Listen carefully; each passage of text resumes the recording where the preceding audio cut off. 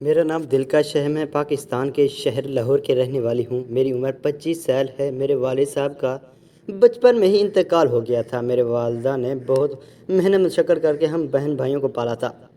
میرے سے چھوٹی ایک بہن اور 2 بھائی تھے۔ میری والدہ نے لوگوں کے گھروں میں جھاڑو پوچھا کر کے کمایا اور ہمیں پالا پوسا۔ میری والدہ نے بہت مشکل سے ہمارے اخراجات اٹھائے، ہمیں پڑھایا، ہماری ہر ضروریات کو پورا کیا۔ مشکل کے وقت کوئی کس کا نہیں دیتا، اس ساتھ بھی نہیں دیتا۔ ایسے ہی ہمارے ساتھ ہوا، جیسے ہم پر کوئی مشکل آ گئی ہو، سب نے ہم سے منہ موڑ لیا تھا، کسی نے ہماری مدد نہ کی تھی۔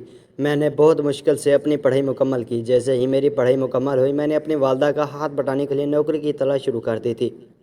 خیر، بہت سی ٹھوکریں کھانے کے بعد مجھے ایک ہاسپٹل میں نوکری مل گئی تھی۔ ایک ڈاکٹر کے پاس نرس کی نوکری ملی تو ڈاکٹر بھی تقریباً میری ہی عمر کا تھا۔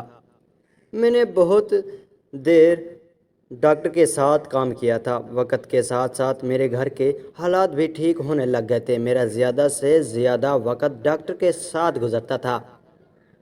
میرے اور ڈاکٹر کے درمیان اچھے تعلقات تھے۔ وقت کے ساتھ ساتھ مجھے احساس ہونے لگا تھا کہ ڈاکٹر میری طرف بری نگاہوں سے دیکھتا ہے۔ مجھے ایسا لگنے لگ گیا تھا جیسے میں انہیں اچھی لگنے لگی ہوں۔ ان کا یوں پیار بھری نگاہوں سے دیکھنا مجھے اچھا لگتا تھا۔ اوپر سے میں تھی بھی بہت پیاری، وہ بھی جوان اور خوبصورت تھے۔ ان کی رنگت میری طرح بہت سفید تھی۔ آج کل کے دور میں ہر کوئی جوان گوری رنگت والی لڑکیوں کو دیکھ کر پگھل جاتا ہے، اور میں تو بہت خوبصورت تھی، جو کوئی بھی دیکھتا اپنی جان دے بیٹھا تھا۔ ڈاکٹر صاحب بھی انہیں میں سے ہیں۔ وہ بھی میری محبت کے دیوانے ہو چکے تھے، لیکن انہوں نے اپنے منہ سے اپنی محبت کا اعتراف نہیں کیا تھا۔ میں جب بھی ان کے قریب ہوتی تھی تو ان کا دھیان زیادہ میری طرف ہی ہوتا تھا۔ ایک دن میں نے ان سے پوچھا ہی لیا کہ آپ میری طرف اتنی مشکوک نگاہوں سے کیوں دیکھتے ہیں بھلا، لیکن اس کا اظہار بھی نہیں کرتے۔ تو اس دن انہوں نے بتایا کہ میری خوبصورتی، میری رنگت، میرا جوان پتلا بدن ان کو اپنی طرف مائل کرتا ہے۔ میں نے ان سے کہا کہ اگر میں ان کو اچھی لگنے لگی ہوں تو منہ سے اظہار کیوں نہیں کرتے؟ کہنے لگے کہ ڈرتا ہوں تم انکار ہی نہ کر دو۔ اس دن میں نے اپنے دل کی بات مجھ سے کر ہی دی۔ میں نے بھی بتایا کہ ان کا ایسا دیکھنا اور وہ خود بھی مجھے اچھے لگنے لگے ہیں۔ وہاں سے ہماری بات صحیح ہونا شروع ہو گئی، ہمارے درمیان محبت بھری باتیں ہونا شروع ہو گئیں۔ ایک دن میں ہاسپٹل گئی تو ہاسپٹل میں کوئی مرض نہیں آیا تھا۔ جو پہلے کے مریض تھے ان کو ڈسچارج کر دیا گیا تھا۔ ڈاکٹر صاحب کے کمرے میں گئی۔ ڈاکٹر صاحب بہت ہی کیوٹ لگ رہے تھے۔ ان کو دیکھ کر میرا دل مچلتا رہ گیا۔ میں ڈاکٹر صاحب کے تھوڑی قریب گئی۔ ڈاکٹر صاحب بھی مجھے دیکھ کر خوش ہو گئی۔ ان کو دیکھ کر ایسا لگ رہا تھا جیسا ان کا برسوں پرانی سے پیاس مٹانے کو جی کر رہا ہے۔ ڈاکٹر صاحب نے بہت نرمی سے بولا کہ مجھے چائے بنا دو۔ ہمارے ہاسپٹل میں ایک کچن بھی تھا، جہاں کسی کو چائے پینی ہوتی تو وہ اپنی بنا کر پی لیتا تھا۔ ڈاکٹر صاحب نے مجھے چائے بنانے کے لیے بولا۔ میں بہت ہی خوشی سے چائے بنانے کے لیے کچن میں گئی۔ ڈاکٹر صاحب بھی میرے پیچھے پیچھے آ رہے تھے، جیسے ایک پرندہ اپنی پیاس مٹانے کے لیے پانی کے پیچھے بھاگتا ہے، بالکل بھی اسی طرح ڈاکٹر صاحب بھی اپنی پیاس بجھانے کے لیے میرے پیچھے پیچھے چلتے آ رہے تھے۔ میں نے پیچھے مڑ کر نہیں دیکھا تھا۔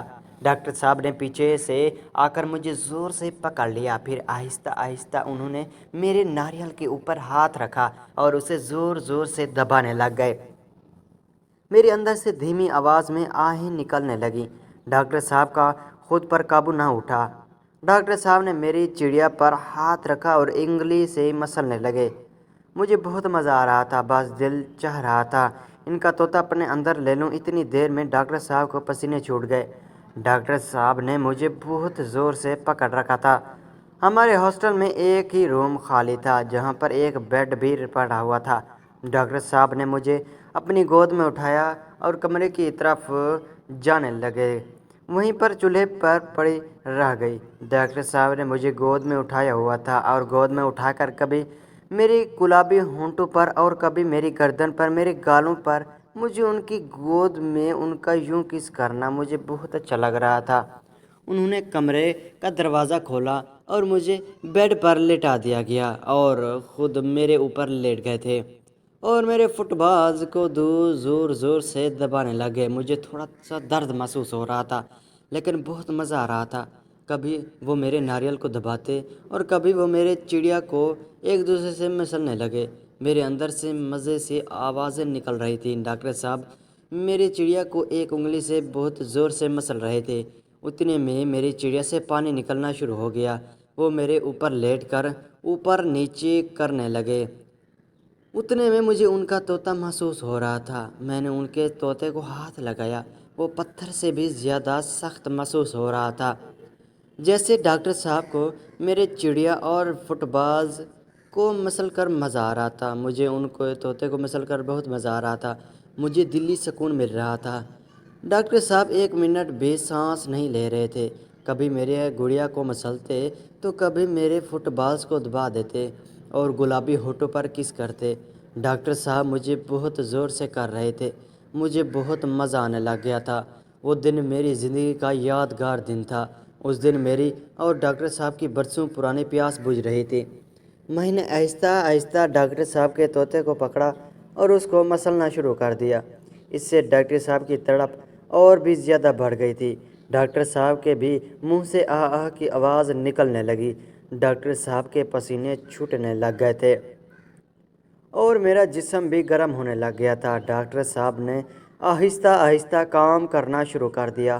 میرے ناریل کو زور زور سے ہاتھ سے پکڑنے کر مسلنے لگے اور ان کو ہاتھ کھانے لگے۔ ڈاکٹر صاحب میرے فٹ بالز کو بہت اچھے سے کھا رہے تھے۔ میرے دل میں بھی ایک لہر سی اٹھی۔ پھر اس کے کپڑے اتارنے شروع کر دیے۔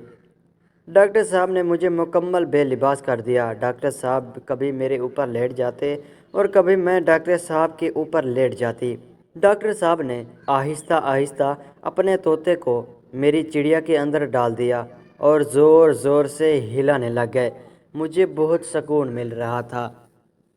میرے اندر سے آوازیں نکل رہی تھیں۔ ڈاکٹر صاحب کبھی مجھے اپنے اوپر لٹا دیتے تو کبھی اپنے اوپر بٹھا لیتے۔ دیکھتے دیکھتے سارا دن گزر گیا۔ ڈاکٹر صاحب کی پیاس ابھی تک بجھ نہیں پائی تھی۔ دیکھتے ہی دیکھتے بات بہت آگے تک پہنچ گئی تھی۔ گھر گئی تو امی نے پوچھا کہ اتنی دیر کہاں لگا گئی؟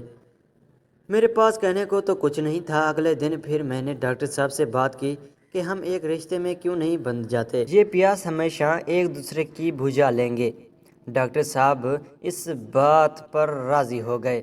میں نے گھر آ کر اپنی امی سے بات کی۔ امی نے انکار کر دیا کہ وہ ڈاکٹر نہ جانے کیسا ہے کہ کیسا نہیں، تمہارے لیے نہیں اچھا۔ میں نے کسی طرح امی کو منایا۔ ڈاکٹر صاحب بھی اپنی امی کو منانے کی کوشش کر رہے تھے۔ وہ ابھی کامیاب ہو گئے۔ پھر دونوں گھروں نے بیٹھ کر ہماری شادی کی تاریخ پکی کر دی۔ اس کے بعد شادی کی تیاریاں ہونے لگیں۔ آخر کار ہم دونوں کی شادی ہو گئی۔ پھر ہمیشہ کے لیے ہم ایک دوسرے کے بس میں ہو گئے۔ اس کے بعد ہم روز ایک دوسرے کی پیاس بجھاتے، ہماری زندگی پرسکون گزرنے لگی۔